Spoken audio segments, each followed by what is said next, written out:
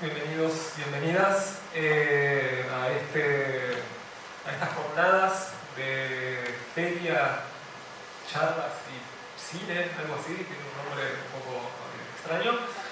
Bueno, mi nombre es Álvaro Retal, soy director de Taipei.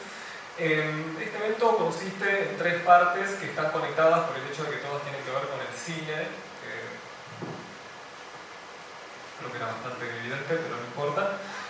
Una feria, por un lado, con un stand de revistas de cine actuales, contemporáneas, un stand de la librería Función Privada y un stand de la librería Los Siete Pilares. 2 charlas, esta es la primera, una charla sobre edición de libros y revistas de cine y una charla que será a las 5 de la tarde de cineastas. Bueno, ahora ya se presentarán quienes participan de esta charla y a las 19 vamos a proyectar el primer largometraje de Pablo Weber, Ecos de Xinjiang. Así que bueno, desde acá hasta las 21 va a haber distintas actividades. Muchas gracias por haber venido, espero que se queden hasta el final y que disfruten esta jornada y ojalá también puedan comprar algún libro, alguna revista, que hay material muy, muy interesante.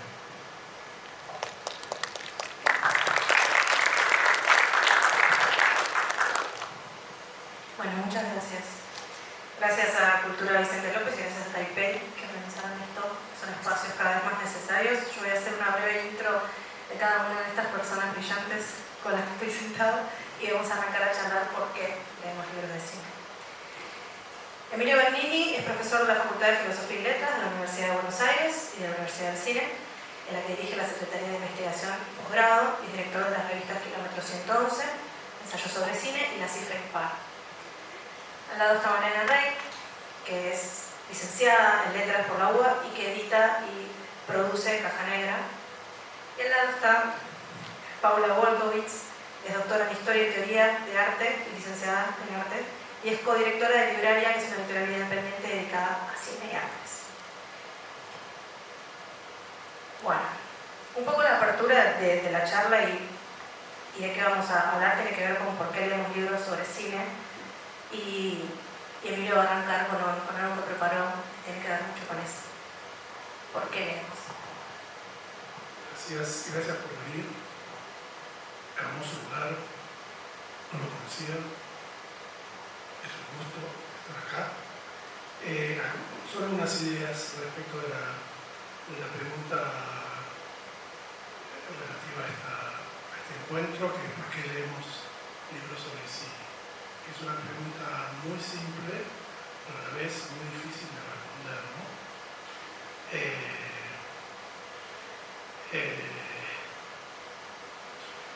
Yo diría que todos los que nos relacionamos con el cine, todos, de diversos modos, leemos cosas sobre cine o escuchamos comentarios sobre cine, ya para ir al cine o ya para relacionarnos de otro modo con lo que vimos. Y en ese modo de relacionarnos con el cine, donde a todos nos interesa saber sobre lo que vimos, o saber qué vamos a ver, ¿no?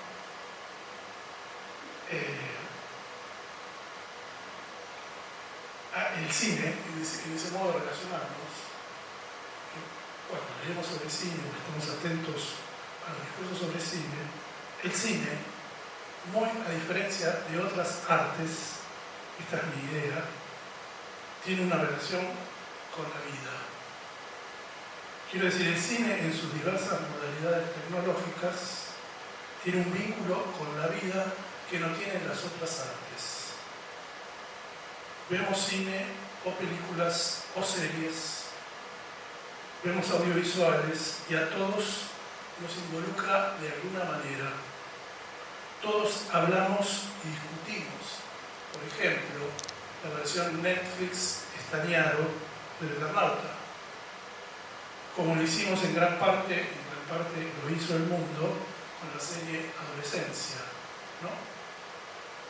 Ese tipo de involucramiento que es vital, el modo en que el cine se involucra con la vida, que vuelve efectivamente el cine un arte masivo, como siempre lo fue, además de popular, es lo que no tienen las otras artes. Ese es el punto. La pintura, por ejemplo, la pintura contemporánea, está completamente separada de la vida. Es una esfera autónoma, cuyos criterios de recepción y de producción, cuyas estéticas hay que conocer bien para poder involucrarse.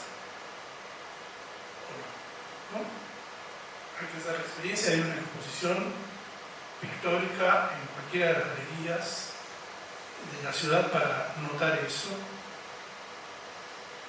Y yo creo que pasa lo mismo con la literatura. Que si bien nos involucra más cierta literatura, no tiene el alcance que tiene el audiovisual. ¿No?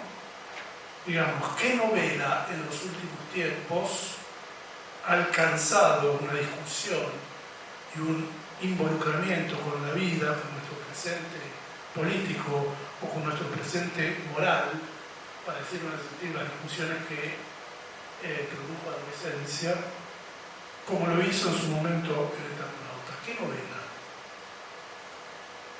hizo eso o hace eso hoy? O hace algunos años, como lo hizo en 1985 la película de Mitre.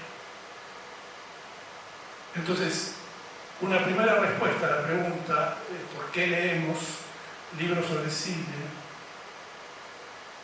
O más directamente, ¿por qué leemos sobre cine? Sería porque tiene una relación con la vida que no tienen, que han perdido las otras artes.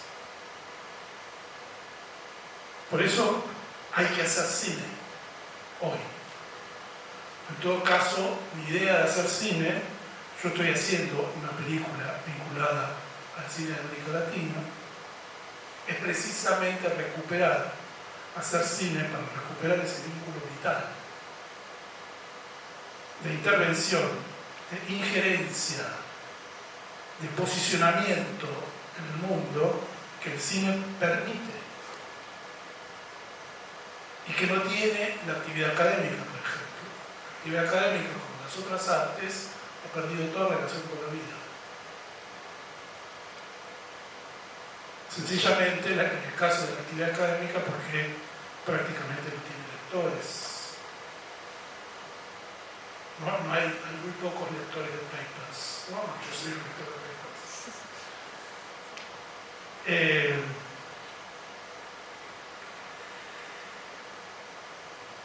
No tienen las otras artes el mismo alcance que el cine, no nos involucran y en eso perdieron relación con la vida. Eso es lo que Lucrecia Martel dice con mucha claridad en el libro que compiló Malena Rey con Pablo Marín. Ella lo tiene muy claro en este sentido.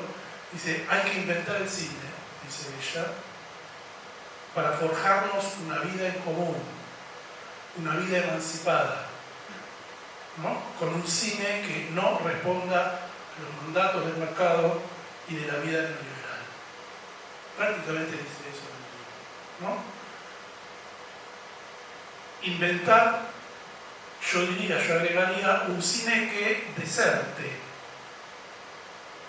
¿no? Lo reformularía así, inventar un cine que deserte de la vida neoliberal y libertaria, como propuso Bifo Berardi respecto a la deserción de la vida neoliberal, inventar un cine que deserte de la vida fascista. Eso es lo que hay que hacer, ¿no? Pero a la vez otra cuestión, cuando leemos libros de cine, porque nos orientan, nos enseñan, nos explican, porque forman parte de nuestros intereses vitales, hay a la vez un fenómeno que es bien interesante, el que quiero comentarles. Cuando leemos libros sobre cine, hacemos del cine algo del orden textual. Es decir, leemos como si hubiera una contigüidad entre lo que vimos y lo que leemos, o no. Hacemos eso. Es decir, pasamos por alto que el cine es una cuestión de imagen, de visualidad y de sonido, como dice muy bien Lucrecia en el libro, ¿no? Que el cine es una cuestión de escucha y en algunos casos es una cuestión de tacto, ¿no? Lo que hace la lectura de libros sobre cine es homologar todo eso como si fuera parte de lo mismo, ¿no? Ese es el fenómeno. La lectura de libros sobre cine homologa la imagen a la palabra y se diría también que subordina la imagen,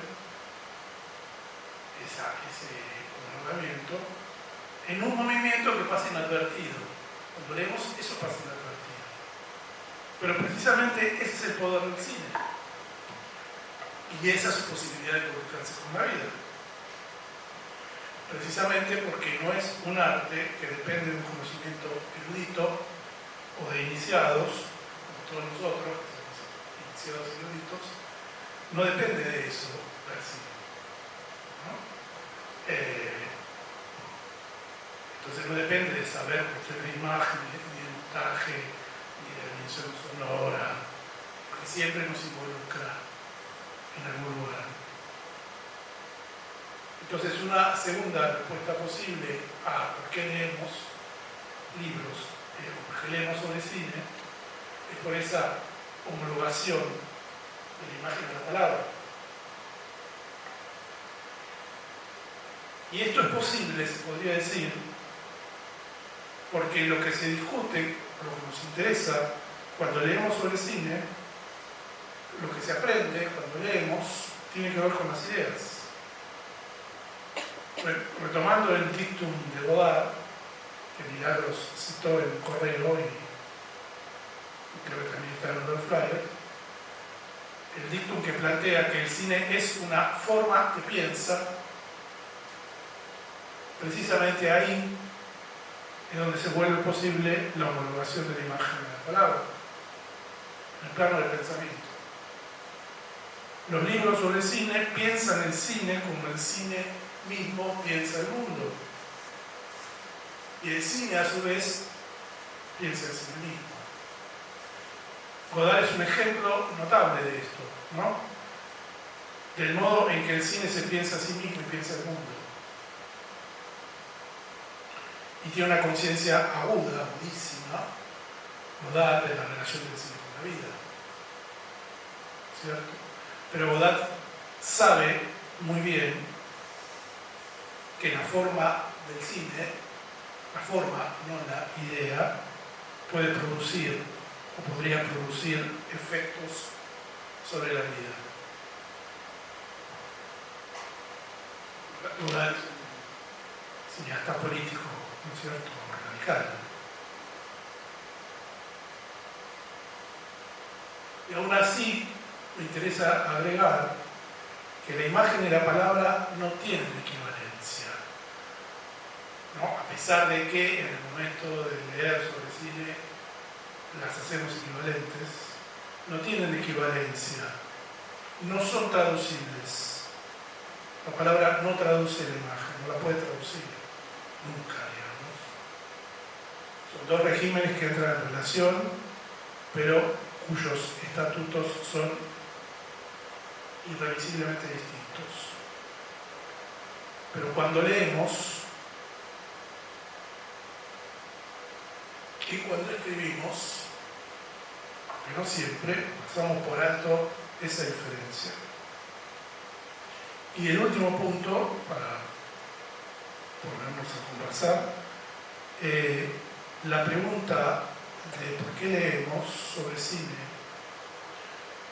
es para mí también la pregunta de por qué escribimos sobre cine, que creo que también es la idea de este encuentro, ¿no? Yo diría, en mi caso, y ahora dejo paso la palabra o el micrófono, que escribo para romper esa equivalencia de la imagen y la palabra. Que no obstante siempre está de alguna manera, porque escribir es pensar precisamente el objeto cine, que es una forma que piensa el mundo y que piensa sobre sí. Romper esa equivalencia quiere decir, en cierto modo, ir en una dirección contraria, en la medida de lo posible, respecto de las formas de pensar y escribir sobre cine contemporáneas, ¿no? Eso.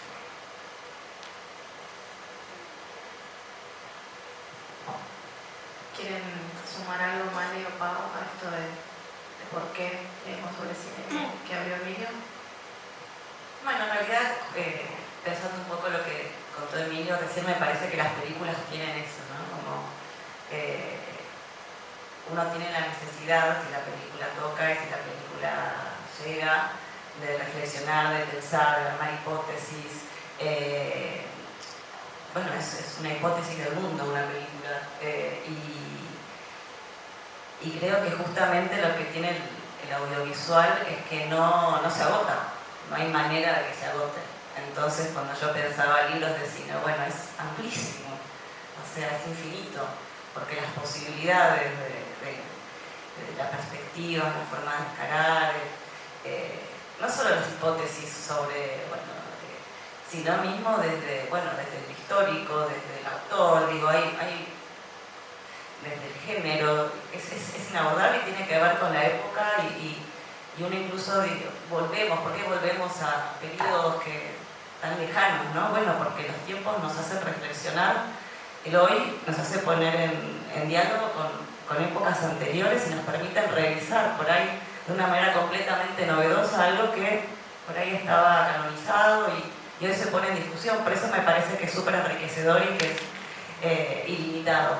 Y tiene que ver con eso, con el pensamiento, con la reflexión, y es lo que es el componente emocional, que yo creo que también ahí Emilio hablaba de esta relación con la vida que no la tienen las otras artes y que nos interpelan como seres humanos.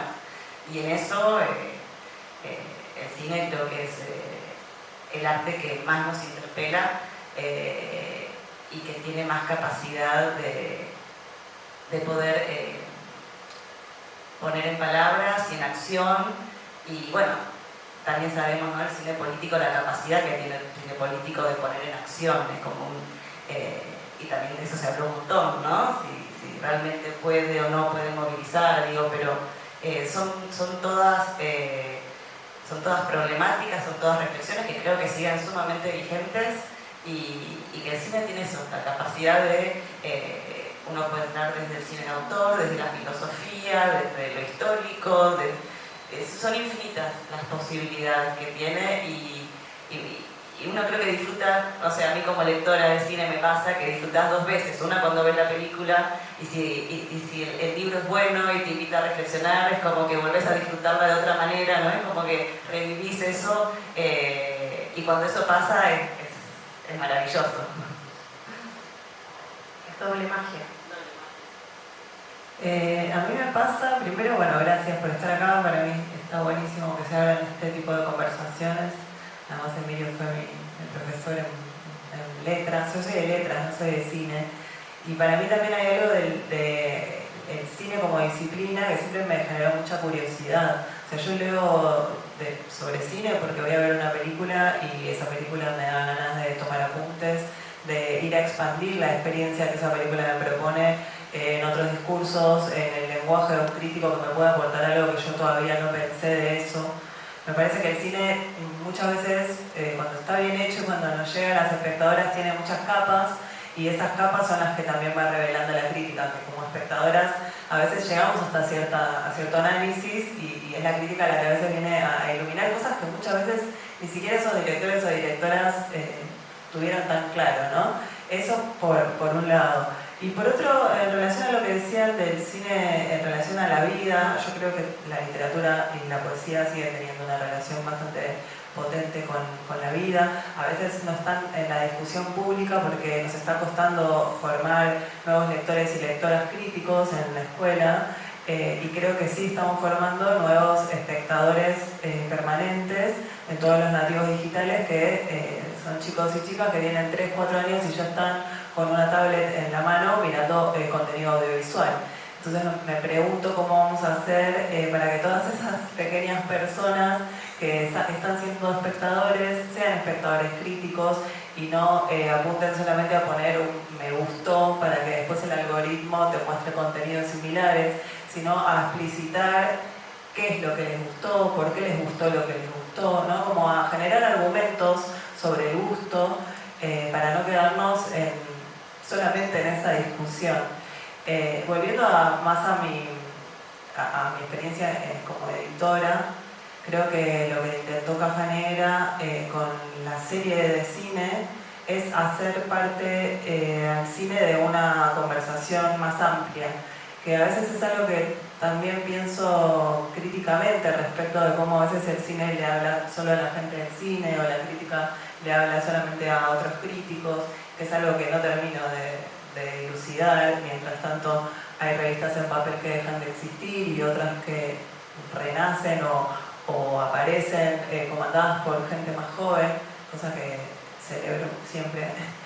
Pero me pregunto, lo de la conversación mayor es no hacer una colección de cine para que esté en la mesa de cine y que entonces la gente del cine vaya ahí, sino que el cine se entrometa en otras áreas de lo público. Me parece que en nuestro caso está dado por que convivan en la misma serie libros de música, libros de cine, libros de artistas visuales, del pasado, del presente, ¿no? Como que el diálogo entre el catálogo también sea más poroso y salir del nicho. Creo que no me quiero poner programática, digamos, no es que sé cómo hacerlo, pero en todo caso me interesa leer sobre cine para que el cine me dé nuevas ideas para probar cosas diferentes.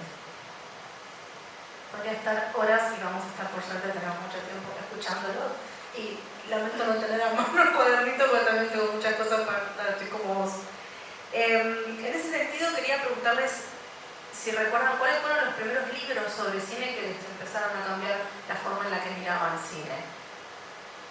Si hay algo ahí, sobre todo porque nos gusta mucho a quienes venimos a estas cosas a anotar y llevarnos cositas para después poder volver a buscarlas. La verdad que no sé, pero...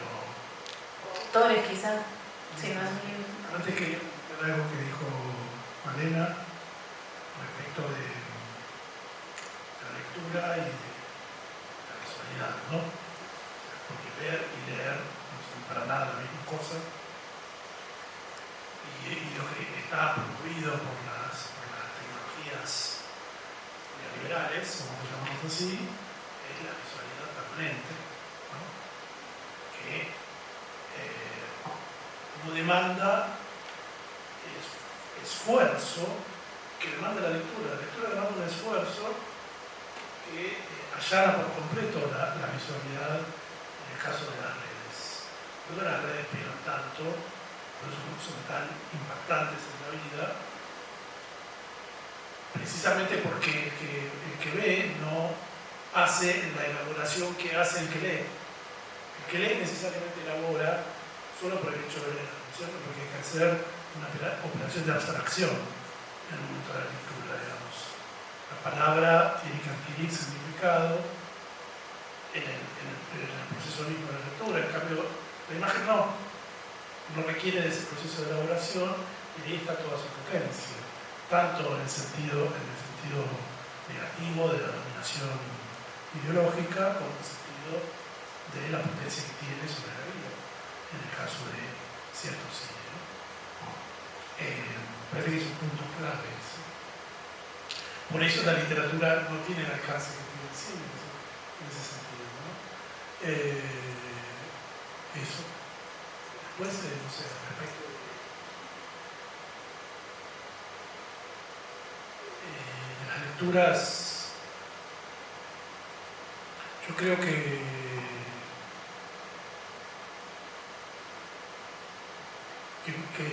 empecé leyendo cuestiones, una columna sobre cine que se publicó en la revista Fierro, no sé si la tienen presente, el autor es un poco polémico, pero es una lectura que me formó, se llamaba Vida Cinéfila, creo, o sí, Vida Cinéfila, y después lecturas de la crítica francesa que hicieron, sobre todo la colección de libros de Cahiers du Cinéma fueron muy formadores, porque Cahiers traía ahora no sé si sigue existiendo eso, pero Cahiers producía libros sobre cine con diversos, en torno a los autores en general, ¿no? Pero yo creo que empecé por ahí, digamos. Eso me impactó y abrió, digamos, muchas perspectivas respecto del modo de ver el cine, ¿no? Básicamente eso. A mí cuando yo entré a trabajar en Caja Negra en 2007 y el primer libro para el que trabajé fue justamente Historias del cine de Godard, como correctora, o sea, el libro era una traducción, entonces no era que había que trabajar. Pero cuando me dijeron Godard dije, bueno, claro, y lo abro y son poemas, ¿no? Es un poema ensayo. Y ahí ya la cabeza me empezó a chispear porque justamente, ¿no? Que un cineasta como Godard, un crítico, con toda la trayectoria que tenía, en el 78 se haya puesto a escribir este poema, hacer esta película. Ahí empecé a entender que la relación que se generaba entre estos objetos estéticos era todavía más potente que verlos por separado. Y después tuve otra epifanía cuando leí Ningún lugar a donde ir, de Mecas, que tiene un prólogo de Bernini, justamente, la edición de Caja Negra, el único libro de Caja Negra que tiene 3 tapas diferentes. Porque, sí, pero le cambiamos la tapa 3 veces.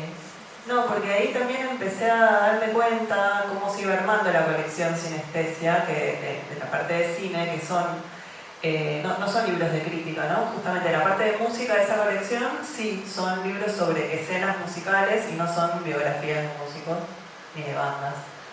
Pero la parte de cine, siempre nos importó que fueran escritos de los mismos realizadores o realizadoras y que estuvieran bien escritos, o sea, ¿no? que tuvieran un potencial literario fuerte y no solo que compendiaran sus charlas. No, bueno, ahora un poco sí, pero digo, nos importaba que haya una escritura y que haya una búsqueda a través de la palabra escrita. Y cuando encontré esos diarios de Mecas, también, ¿no? Como la relación entre sus películas diario y su propio diario antes de tener una cámara y filmar, me partió la cabeza y al día de hoy que me sigue generando esos efectos. Es un autor con el que me conmuevo siempre, ya sea leyéndolo o viéndolo, y me parece que se genera algo más inagotable cuando uno pone en relación su obra cinematográfica con su obra literaria, podríamos decir. De nuevo, tiendo a empezar a ver más esas capas de las que hablaba antes, que se van revelando en los dos lenguajes. Bueno, así como libro por ahí revelador, no sé, me acuerdo que me marcó mucho El cine segundístico, que es como un clásico, y como qué lindo poder volver a leerlo por primera vez de vuelta, ¿no? Porque fue como una revelación, ¿no? Era como una masterclass sobre cine, puro, en estado puro de los maestros. Entonces es un libro que aparte es súper divertido, entretenido, digo, no tiene toda esa cosa como... es muy entretenido y es una clase de cine, ¿no? De cómo se hace cine. Entonces me acuerdo que lo leí chica y sí, me voló la cabeza.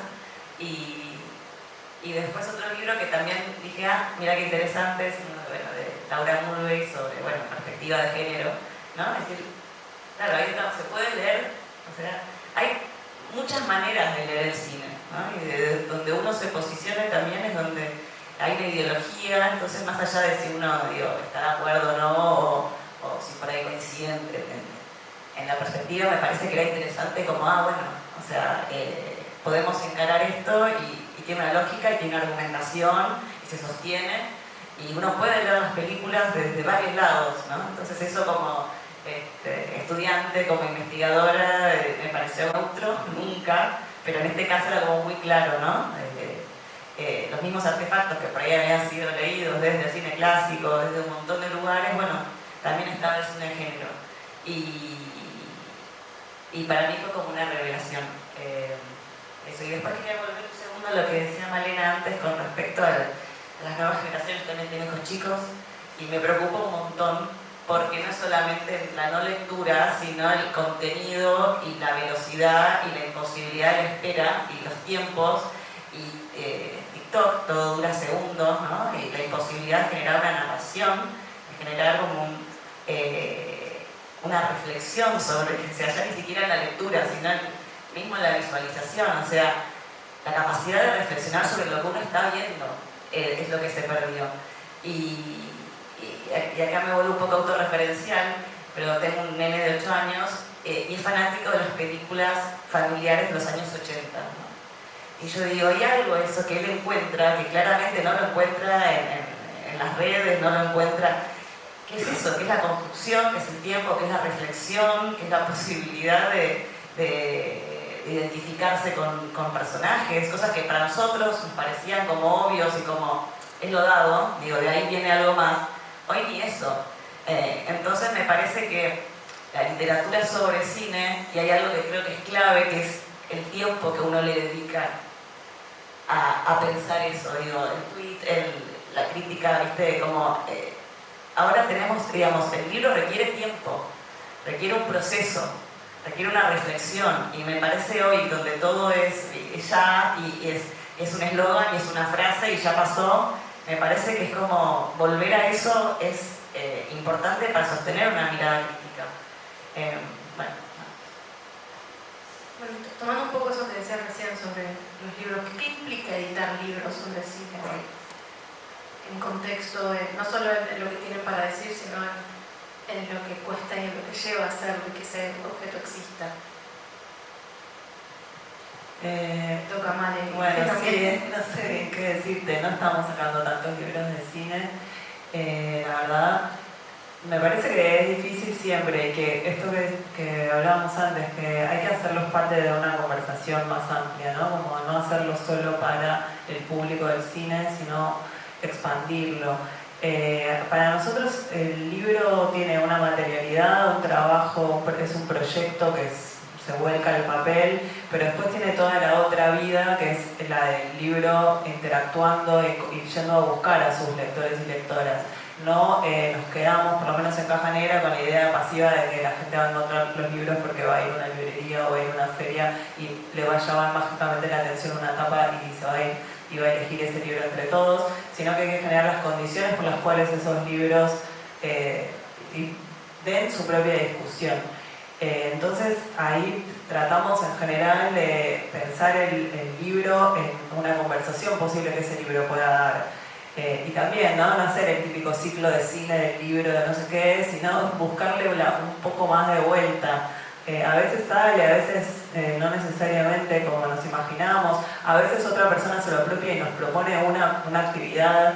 No sé, pasó con los chicos de Festifreak con John Waters. John Waters vino una vez acá, por suerte que lo trajeron, gracias, creo que Mafisi fue. Pero otras veces que sacamos 4 libros de John Waters, inventábamos algo en relación a eso sin esperar su palabra, ¿no? o su presencia. No necesariamente necesitamos que esté. Y la verdad que también ahora justo estamos con la experiencia de haber sacado el libro de Lucrecia Martel, que bueno, que es alguien que está muy activa, que está hablando públicamente, más allá del libro, como que ahí el libro viene a ser como un complemento de su vida pública y de el lanzamiento de su película, que es buenísima, si pueden ver, las estrena la semana que viene. Y ella me parece que se vuelve una persona muy clave para también llevarnos a los libros otra vez, ¿no? Como es alguien que te da ganas de, o sea, ese libro, por dar el ejemplo, porque es lo que hice más recientemente, era un libro que partió de la escucha, ¿no? Que a veces no todos los libros parten de una investigación o parten de un registro que alguien hizo en otra época y entonces se rescata, ¿no? ¿De dónde aparece la idea de un libro? Y acá apareció viendo esos recortes, diciendo, che, qué bueno, de repente estaba tomando apuntes de un recorte y era como, pero esto tiene que ser un libro, ¿no? como que ir al libro es una actitud activa, no pasiva de, bueno, me compro el libro y ya está, ¿no? Al revés, hay cosas que nos llevan al libro, o que en el libro vamos a poder subrayar, vamos a poder ver qué nos interpeló a nosotras particularmente, que por ahí otra persona va a subrayar otra, ¿no? En ese sentido, fue muy interesante inventar un libro que no fue escrito, que eso a veces pasa con las conversaciones, ¿no? Con los libros de entrevistas, no sé, pienso en la colección de Cuenco de Plata, de Herzog por Herzog, Lynch por Lynch, que son entrevistas que muchas veces no fueron pensadas para que formen parte de un libro con cierta temporalidad, ¿no? El de Martel partió de la escucha de sus charlas, pero después hubo un trabajo de edición de qué modo había que emplazarlas, qué títulos necesitaban, qué subtítulos, dónde había que anotar, si hacíamos un corte temporal desde 2009 hasta 2025, si en el medio poníamos las entrevistas, porque hay un antes y un después con la pandemia, ¿no? Como había un montón de preguntas que el propio material nos hacía, que en algún punto nos las tratamos de contestar con Pablo Marín, con quien lo editamos, pero también con Lucrecia, y sabiendo que ella va a seguir haciendo intervenciones públicas, que ya no van a estar en el libro. Entonces el libro también marca, ¿no? Como un corte y una continuidad. No sé si contesté la pregunta. Sí, no, y se relaciona con otra que tenía para hacerles, que es qué lugar ocupan los libros de cine en el contexto en el que ir al cine y la relación con mirar cine está cambiando, por lo menos ha cambiado mucho desde... Yo tengo 42 y es totalmente distinto ir al cine que cuando iba al cine cuando era más chica. ¿Qué lugar ocupan o sienten que ocupan o les gustaría que ocupen en los libros? Sí, yo creo que es clave lo que decía Malena recién, con que el libro tiene que ser algo vivo, o sea, y tiene que ser algo que está en movimiento, y hablábamos recién con los chicos afuera que el cine short, por ejemplo, el 80% son chicos 20 y pico de años y súper entusiastas, y incluso nos reíamos porque hablaban, son re fan del cine argentino de los 80, que para mi generación era como el demonio, y a ellos les encanta y están como súper entusiasmados con eso, y van y buscan y son curiosos, y compran libros que no son baratos, digo, no es barato comprar libros de cine hoy en Argentina, y me parece que en eso es donde vive el libro, o sea, en el entusiasmo, y yo creo que sobre todo la generación más joven, sí, pibes de 20 y pico de años, que están muy curiosos y muy entusiastas y como que les gusta. ¿Viste? ¿Le gusta el cine argentino? Que en un momento era una pregunta, ¿a vos te gusta el cine nacional? Como diciendo, para el cine, ¿qué importa? ¿No? Y creo que ocupa un lugar interesante en cuanto a eso, o sea, lo que Malena decía, como que uno por ahí lo da por sentado, pero uno toma un montón de decisiones cuando edita un libro, un montón. Y más cuando el libro está, digamos, por ahí sale del proceso mismo de la editorial, o una idea, digamos, que se genera y que se va elaborando, y que es una ida y vuelta con el autor, y donde el libro se va formando y donde hay un montón de decisiones que no son arbitrarias. Digo, hay gente pensando, digamos, puede salir mejor, puede salir peor, pero son todas decisiones, y el resultado final es una suma de un montón de decisiones que se hacen sin incorporar imágenes, porque parte de una cosa como que es muy obvia, pero lo que decía Emilio antes, o sea, el cine es audiovisual y el libro es escrito. Entonces, nosotros, por ejemplo, en Libraria, lo que intentamos la mayoría de las veces es tener, aunque sea imágenes, como apoyatura visual, porque creemos que también es una manera, digamos, de acercar mínimamente un poco contenido clave, ¿no? Cuando uno habla de una escena, por ejemplo, y no tenés, viste, la manera como, bueno, que sea apoyatura visual para decir dónde estamos parados. Y yo creo que es clave, o sea, en eso de que el cine nos hace pensar, el cine nos hace reflexionar, el libro, digo, con todo un proceso atrás, todo un laburo atrás, mucha gente pensando, me parece que es un lugar interesante donde uno puede ir a dialogar. Digo, a encontrarse o no con lo que uno estaba buscando, pero me parece que es un diálogo recontra válido hoy por hoy, que hay información, digamos, sobra. Digo, lo que me parece que lo que cada vez hay menos son estos espacios que se han tomado el tiempo de reflexionar, de pensar, de discutir, y después, bueno, digo, podrán estar de acuerdo o no, pero digo, ese trabajo está. Me parece que es como un refugio interesante la del libro. Quiero agregar algo de la situación actual que venía pensando cuando estaba llegando, que es que yo durante 5 o 6 años trabajé en el área de edición del Festival Internacional de Cine de Mar del Plata, ¿no? Tanto cuando lo dirigía Cecilia Barrio Nuevo, los últimos años con Pablo Conde. Y era un festival que tenía contemplado dentro del presupuesto hacer libros, ¿no? Y cuando entré hacíamos 3 en papel, impresión color, libros gratuitos, bancados por el festival. Está bien, no se hacía muchísima tirada, pero había como un plan de publicaciones asociado a la programación de un festival de cine. Bueno, fuimos relegando esos espacios porque se fueron recortando los presupuestos y de hacer 3 pasamos a hacer 2 y de hacer 2 pasamos a hacer 1 y el último festival ya no salió en papel y entonces lo hicimos y está colgado en la web. El libro está hecho como si fuera imprenta mañana, ¿viste? Está como armado, la edición está perfecta, tiene ISBN, pero ni siquiera se logró imprimir. Entonces me pregunto también qué hacer con todos esos espacios que perdimos de acceso gratuito a la edición de libros sobre cine especializados, hechos por gente especializada, como es el equipo de programación de un festival nacional, internacional. Y a la vez pienso que tenemos que garantizar como editoras que los libros sigan siendo accesibles, que no hacer, por ejemplo, cuando decía lo de las imágenes, en Caja Negra siempre relegamos las imágenes porque nos hace que sean más caros los libros. Porque requiere otro papel para que queden bien, y bueno, preferimos que salga 10 lucas menos y se venda más y lo compren más estudiantes a veces que el objeto final quede hermoso, bellísimo y caro.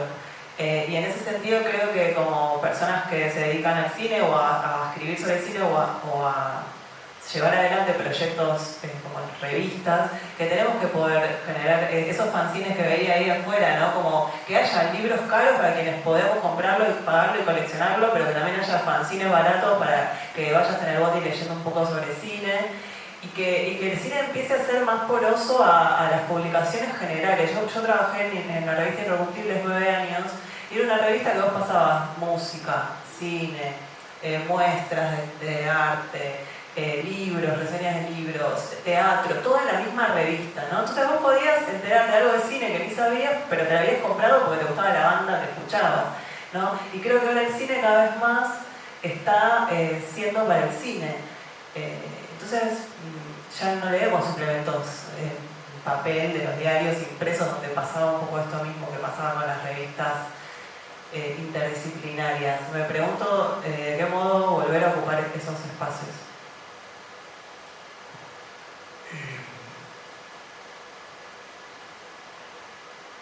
Yo pensaba que, a pesar de que acaba de salir el libro La figura en el tapiz, que el libro, incluso en las revistas en papel, a pesar de que siguen saliendo, ya son objetos anacrónicos, muy a pesar de esto. Digamos, lo cual no quiere decir que no haya que continuar, no haya que persistir, digamos, ¿no? Hay que continuar con la tarea de publicar libros y publicar revistas. Pero yo creo que ese anacronismo tiene que ver con el dominio de las redes, ¿no es cierto? El dominio de la visualidad como un modo de relacionarse con el mundo, digamos así. Pero ese anacronismo también está presente en una revista que hacen Los Amigos, que está en venta en el hall. ¿Cómo se llama tu revista? Superproducción, es una revista nueva, que es una revista, digamos que es una especie de ironía sobre las revistas del cine, es una especie de revista que ironiza la lógica de las revistas del cine. Y a mí me parece que eso es parte del anacronismo de las revistas de cine, ¿no? De hecho, las revistas migran a la red, migran a los portales. De hecho, Taipei es una revista de portal. Entonces tenemos que ser conscientes de eso. Y en el caso de la revista que yo hacía, también migró, pero no migró como revista, sino como notas que se publican en relación con la coyuntura, pero no constituyen el objeto de vista, digamos. Me parece que el punto es ese, digamos, que si bien sigue habiendo lectores, si bien hay gente que todavía se interesa y compra revistas o libros, tenemos que saber eso, ¿no? El anacronismo que supone eso en un mundo dominado por la visualidad, en el sentido de la innovación tecnológica, pero va a existir, aún así, ¿no? No digo que vaya a casarlo para nada, ¿no? Me abriste otra pregunta que era, ¿qué está pasando con la escritura sobre cine ahora que hay como una proliferación? Hace un rato Mariana decía que algunas cierran, otras abren, y es cierto, pero es verdad también que yo creo que tiene que ver con el contexto y con la necesidad de generar espacios donde se discutan cosas, pero hay como una proliferación de revistas sobre cine. Entonces la pregunta era como esto, ¿no? Que un poco lo estaban contestando recién. ¿Qué sucede con la escritura sobre cine en formato libro con las revistas? ¿Se cruzan? Esto que decís que estamos hace rato hablando del tema, yo soy casi no nativa, porque yo estoy grande, pero todo lo que laburo lo laburo en redes, y hay un territorio digital que es necesario, que no se ceda a lo inmediato y a los 5 segundos, que siento que vale la pena pelearlo un poco, y desde ese lugar, sobre todo quienes hacemos contenido en redes, y es nuestro, que es mi caso, decir, bueno, a ver cómo puedo sacar de acá y ir a lo personal, y sacar de acá, y ir a una librería, ir al cine. Hay un juego ahí que siento que ya existe y no va a dejar de existir, y se va a hacer cada vez más fuerte. Es cómo ocupamos esos territorios, dando un contenido o redirigiendo de una manera que sea inteligente y que nos sirva. Pero bueno, repito la pregunta porque me extendí de más. ¿Qué sienten que pasa con la escritura sobre cine en relación con las revistas? No lo tengo tan clara la respuesta. Sí noto que las revistas de cine de este último tiempo tienen un montón de discusión detrás, y eso queda plasmado en un sumario, ¿no? Como darse cuenta que para llegar a ese número, para llegar a esa depuración, a esos títulos, hubo un trabajo colectivo. A mí algo que me encanta del cine, a diferencia de la literatura, que es algo tan solitario, ¿no? La escritura, la escena escritura, es justamente su dimensión colectiva, nadie puede hacer cine solo, bueno, quizás, no sé, Caldini con una cámara, pero hay algo de la experiencia comunitaria, de la división de roles de una película, del tiempo que lleva, el entusiasmo que hay que sostener por un proyecto hasta que pasa de ser un proyecto y se convierte en una película, que me parece que a veces las revistas nos ayudan a dimensionar todo ese proceso, nos ayudan a que veamos un poco más el detrás de escena, nos ayuda incluso a los propios directores o directoras, me imagino, a expandir la discusión que dan sus propias películas cuando un crítico o una crítica les retoma una idea que ellos no habían terminado de elaborar porque ya estaban demasiado adentro.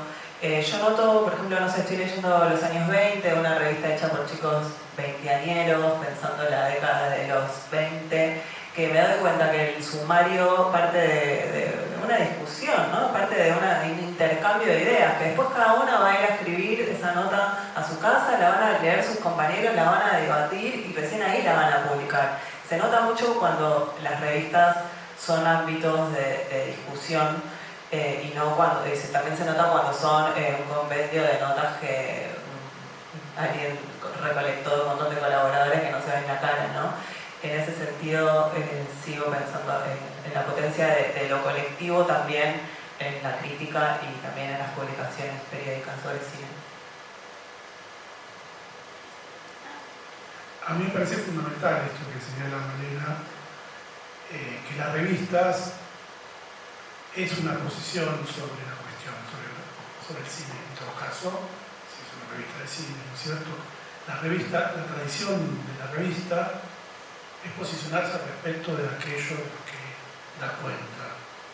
Y eso es una tradición muy poderosa, muy rica en Argentina, que tiene una tradición hermosa de revistas culturales, ¿no?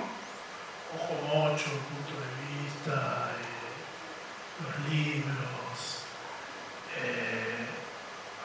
la caja, que se me confunde con caja negra porque era la caja revista del ensayo negro, Crisis, etc.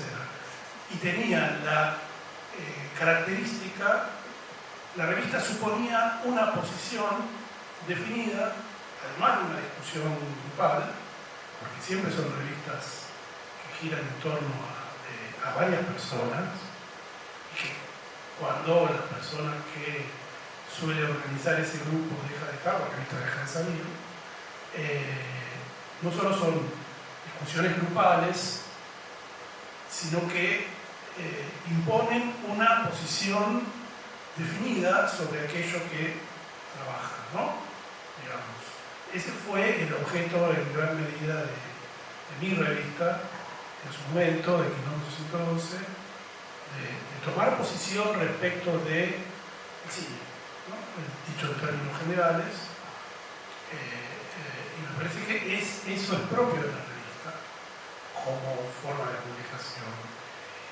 Y es lo que en cierto modo se perdería con la crítica o los textos sobre el cine en las redes, que son en general individuales, ¿no? Donde no hay una discusión grupal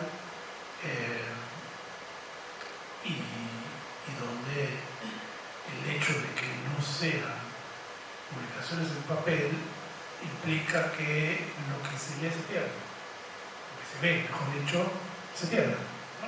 Por eso algunas publicaciones en redes van al libro, ¿no? Están esos casos. Como salvataje. Claro, van al libro. El libro es una forma de permanencia, es una forma de dar continuidad a aquello que se publicó en un medio que es instantáneo, inmediato y no deja rastros. Entonces hay que persistir en la publicación en papel en ese sentido. Y en el sentido de que la revista es una toma de posición respecto del mundo, digamos. Hace poco veía un video ensayo de Romina Sanelato que hablaba sobre los discos que ya no salen en CD o que lo hacen en ediciones especiales y que solo están subidos a plataformas. Cómo el CD sigue resistiendo porque es lo que tiene permanencia y es donde quizás un artista se cansa de una canción o hay un problema de producción y lo tiene que sacar y vos ya no tenés acceso a eso que existía de cierta manera y como lo relaciono con esto que decís de que sí, de que el papel y de que el libro tiene una permanencia indiscutida. Y aparte el texto tiene un contexto, que es lo que se pierde con las redes, con lo digital. O sea, una revista hay un índice, los textos dialogan, hay un orden que uno piensa también en los textos y cuando uno lee algo que aparte es tremendo porque el algoritmo te refuerza lo que vos ya estás buscando, o sea, nunca vas a encontrar nada nuevo. Siempre, digamos, como cuando ella decía de Improductibles, ¿no? Que tienes un poco de teatro, un poco de cine, un poco de esto, y te encontrás cosas que por ahí desconocías o que te interesan, o sea, el algoritmo tiende a reforzarte lo que vos ya querés, lo que vos ya sabés, por lo tanto entras como en un loop donde siempre vas a ver lo que ya te gusta y descontextualizado, ¿no? Va a ser un disco, o sea, uno ahora en Spotify tiene las canciones sueltas. Antes había un disco donde la primera canción uno sabía de memoria cuál era el orden del disco, tenía un sentido el disco además de la canción como objeto y bueno, y algo también de los libros tiene que ver con eso. O sea, hay un orden, hay un contexto, hay un diseño, hay un montón de cosas en juego que es parte también del libro.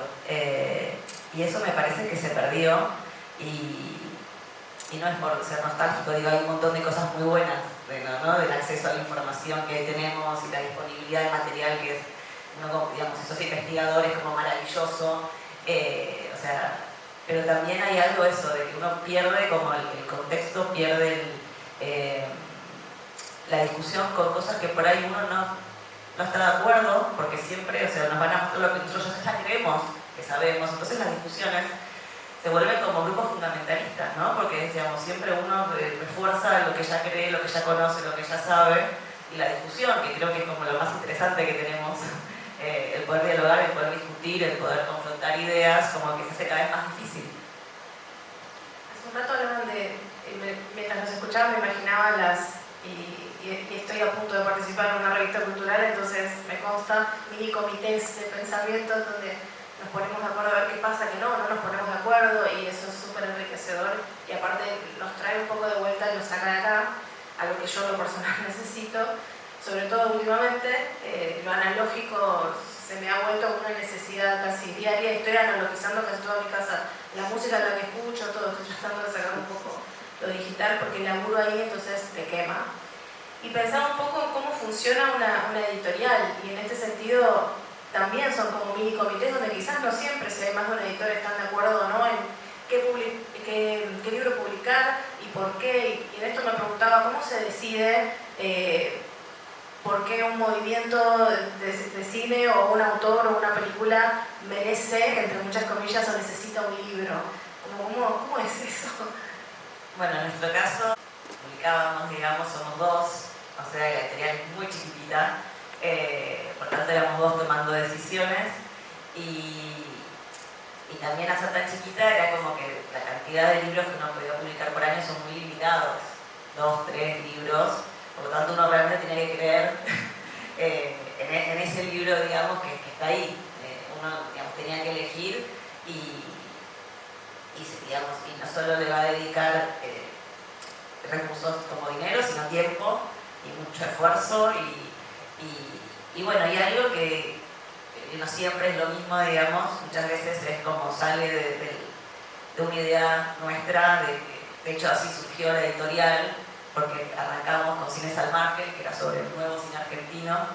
Dijimos, che, esta es una conversación que hay que dar y saquemos, salgamos, ¿viste? No había casi, había muy poquitos libros y surgió como una necesidad nuestra de dar visibilidad a un cine que se estaba haciendo un montón y no había tanto escrito. En otros casos, en el caso por ejemplo de Imágenes de lo Real, que participó Emilio también, fue un proyecto que ya estaba cerrado, digamos, muy bien estructurado, y básicamente fue hacer una corrección, digamos, cada libro y cada proyecto es muy distinto, y uno de una manera es como un hijo de alguna manera, porque son un seguimiento muy personalizado, donde hay estas discusiones, por supuesto, cuando tenés un socio, donde uno cree una cosa y tenés que ponerte de acuerdo, y también con el autor, que muchas veces creo que es enriquecedor, siempre creo que es enriquecedor el ida y vuelta, siempre suma, aunque no terminen todos de acuerdo, me parece que ese ida y vuelta donde la visión del editor, que digo, de alguna manera están ahí, confían también en tu mirada, y también la mirada del autor, me parece que ahí se construye algo como súper interesante y superador. Y bueno, en fin, yo creo que uno es una apuesta. Yo creo que nadie, ¿viste? Si fuera como algo muy seguro sería más fácil. Yo creo que uno apuesta, a uno le interesa y espera que ese interés que tiene uno sea el interés después en el público. A veces sucede y otras veces no. Pero sí, es una apuesta. En nuestro caso no es que hay un cupo de cine en el plan editorial. Nosotros sacamos más o menos 15 libros al año. Y si vemos un momento en el que sacamos mucho de cine, después hubo otras colecciones que empezaron a tener peso propio, como la de ensayo que se llama Futuros Próximos, o una más reciente de narrativas más experimentales que se llama Efectos Colaterales. Para nosotros hay algo de los proyectos que tienen su tiempo, que el libro de Martel tardó un poco más de 2 años, y bueno, iba a salir cuando estuviera para salir. Y en el caso de los libros traducidos, que es la gran parte de los de cine que tenemos, excepto el de Martel y Hachazos de Ditela, que está discontinuado, hay algo del trabajo con la traducción, del trabajo con el emplazamiento de cada autor o autora también, ¿no? Porque me acuerdo cuando sacamos el primer libro de Farocchi, Desconfiar de las imágenes, vino Farocchi, hicimos un montón de cosas, vimos que había un montón de lectores, él no podía creer que le pidieran que le firmen el libro, ¿no? Como también había algo de convertirse en un crítico leído o en una persona ensayista sobre cine que ellos mismos a veces no contemplaban. Después sacamos otro libro de Farocchi, como que a veces tratamos de seguirlos un poco más. De Kluge también tenemos 2 libros, de Derek Sharman tenemos 2 libros, de mecas tenemos 3 y ojalá haya un cuarto próximamente. ¿No? Como que hay algo de también continuar ciertos proyectos y sostenerlos porque nos interesan. Y a la vez también pensaba, yo soy de las que a veces dice, che, pero no, un libro de cine tendríamos que conseguir. A veces hay proyectos que una intenta y después por X motivo no consigue publicar. Pero después me calmé un poco cuando me entendí que está discutiéndose eso en otros libros de la editorial también.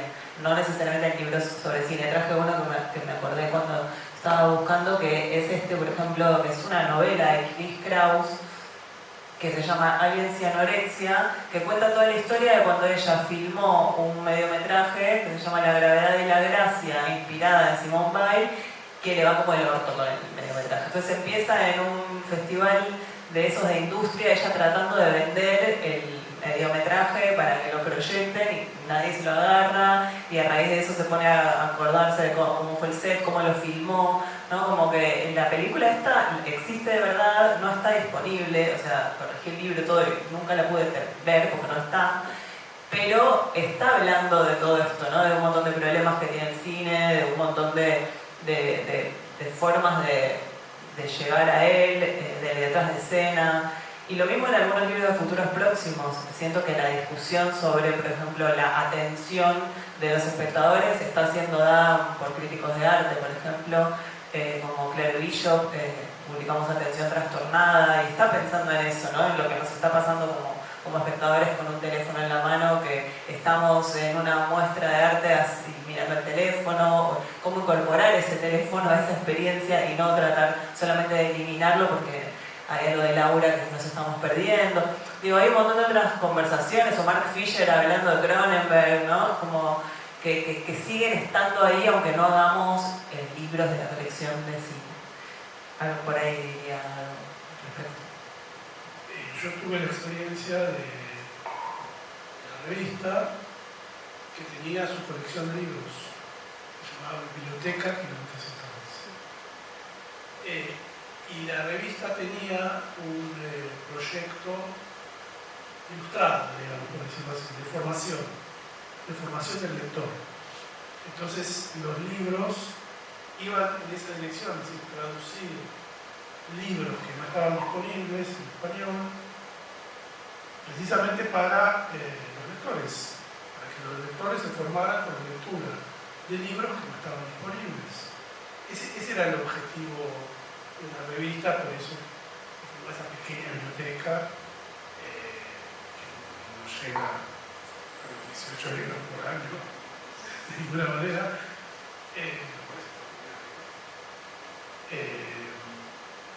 Pero hay una voluntad ilustrada, digamos, ¿no? La revista tenía una voluntad ilustrada. Además de una voluntad de posicionamiento respecto del cine, tenía una voluntad de formación del lector. Y eso estaba en el interior de la revista, en la estructura, en la misma estructura de la revista había una sección que se llamaba Versiones, que eran traducciones de textos no publicados previamente en español, que establecían una relación de versión respecto de los temas tratados en la sección de los ensayos. Los ensayos, por un lado, eran textos en general de autores argentinos, y las versiones de autores extranjeros sobre los mismos temas que los ensayos. Entonces ahí había esa voluntad ilustrada, por decirlo así. Era un proyecto de formación del lector con la idea de que podría reformarse, ¿no? Eso estaba también en las revistas que en gran medida estuvieron en la base de mi revista, desde un punto de vista que no mucho. Estaba claramente ahí. El punto de vista hacía el mismo gesto de las traducciones, muy frecuentemente, del mismo modo que no mucho. Una última pregunta antes de abrir, si alguien tiene ganas de preguntarle algo a los chicos, es ¿qué película argentina todavía necesita que exista un libro sobre ella? O que ronde que esté alrededor del libro, quizás no sobre la peli, sobre el director, sobre el movimiento del que forma parte.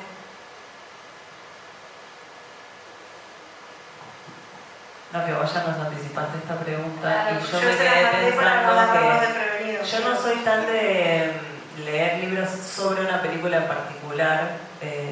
Si bien leí algunos, leí el que salió hace poco de Regman, uno que hicimos en Mar del Plata sobre Videodrome.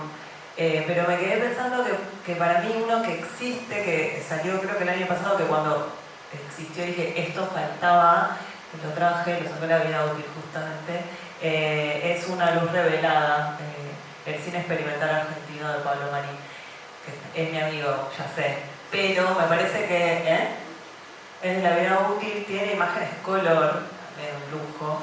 No, pero es un libro que faltaba, una historia del cine experimental argentino contado por alguien que es realizador, que tiene una sensibilidad muy especial para decir algo que es crítico, que es docente de cine, y es buenísimo el libro, es realmente, me parece muy notable el trabajo que hizo Pablo.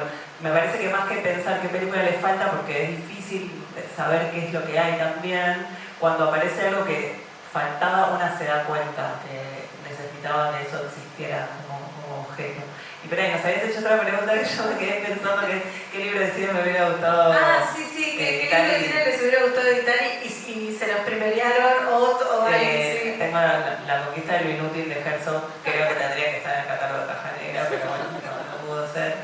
Y el diario de la Filmoteca de Fernando Martín Peña, que lo traje también, que me hubiera encantado publicarlo y de hecho, bueno, yo lo estaba leyendo para evaluar y Fernando se lo terminó dando a Beatty Ríos, pero creo que no nos hubiéramos puesto de acuerdo porque él quería incluir imágenes, incluyó un montón y para mí no eran necesarias. Así que está bien que lo haya hecho como él le parecía. ¿A vos te pasó algo? ¿Se te escapó algún libro? Bueno, mira, hay una edición que es como un lujo que hizo el Fondo Nacional de las Artes hace muchos años sobre cine argentino, que es como, nada, son 4 tomos creo, sobre cine argentino clásico, con unas imágenes tremendas, se ve que había mucho dinero, el de Claudio España. Nada, y no como editor siempre anhelar de poder hacer esos libros, ¿viste? Y con mucho acceso a material, con el Museo del Cine, o sea, bueno, el laburo también de muchos investigadores de ahí, donde, bueno, sobre estrellas de cine, sobre, bueno, estudios, géneros, bueno, es un trabajo muy serio, digamos, y bastante sistemático, ¿no? El primer trabajo así tan sistemático sobre el cine argentino clásico. Y sí, pues, bueno, eso me hubiera gustado, ¿no? Poder tener la posibilidad de editar un libro con esas características, pero nada. ¿Alguien tiene ganas de hacerle alguna pregunta? Aprovechar que están ellos acá. Levanten la mano sin vergüenza. Levanten la mano sin vergüenzas. ¿No? Bueno, entonces sí, bien, un valiente. Sí, pensaba un poco relacionado a, no sé, quería preguntarle a Emilio particularmente, esta diferencia que siempre tuvo en el arte entre la teoría y la crítica, ¿no? Es decir, no sé, por ejemplo, en la literatura, en la mitad del siglo pasado, cuando en la segunda mitad del siglo pasado hubo esta discusión respecto de la teoría y la crítica, si una dependía más de la estética, la otra de la lingüística, o no sé, todo tipo de corrientes que comenzaron a...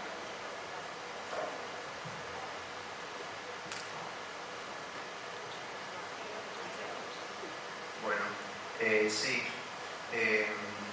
Sí, nada, quería preguntar sobre esta distinción entre crítica y teoría respecto de, como decía, nada, lo repito, ¿no? En la literatura se dio, y bueno, en otras artes también, si una dependía más de la lingüística y la otra de la estética, y bueno, todo este tipo de, nada, sí, discusión medio eterna que siempre hubo respecto a las otras artes, y en el cine me da la impresión que es un poco más difuso tal vez, porque justamente los libros teóricos a los que accedemos son libros que se pensaron como crítica en algún punto, ¿no? O sea, si vamos a los más canónicos, no sé qué es el cine, es una compilación de textos críticos o incluso no sé, libros que ahora están saliendo, como este que salió de Rivet recién o de Luc Mollet, que los editaron creo que este año o el año pasado. Como pensamos esos textos como la teoría, o incluso pensamos textos filosóficos como la teoría del cine, ¿no? No sé, los estudiantes de cine leen Deleuze sin mucho contexto, pero bueno, se leen como algunos capítulos de Deleuze y no sé, pensaba un poco relacionado con eso y también respecto a algunos formatos de libros y de formatos de la escritura misma que fue tomando, que fueron comenzando a ser, o que comenzaron a ser un poco más, no sé, se pusieron un poco de moda tal vez, pero que retoman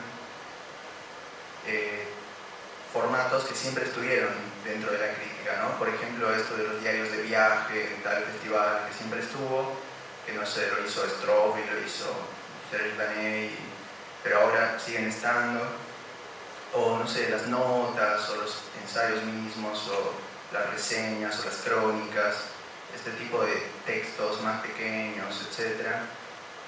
Quería, yendo a la pregunta, ¿no? Quería saber si estas críticas o textos que se estuvieron editando, ¿no? Como que, no sé, entrevistas, lo que mencionaba ella de Martel, o no sé, compilaciones de textos, entrevistas, compilaciones de notas, si en algún momento podrían pasar a ser una teoría, ¿no? Respecto a esta diferenciación que siempre hubo. Creo que un poco eso. No sé si me entiendo. Sí. Bueno, ¿no? Lo que puede ocurrir es que en los libros de los propios autores, cineastas, funcione como material de elaboración teórica, ¿no es cierto? Aunque los autores tienen sus teorías sobre el cine.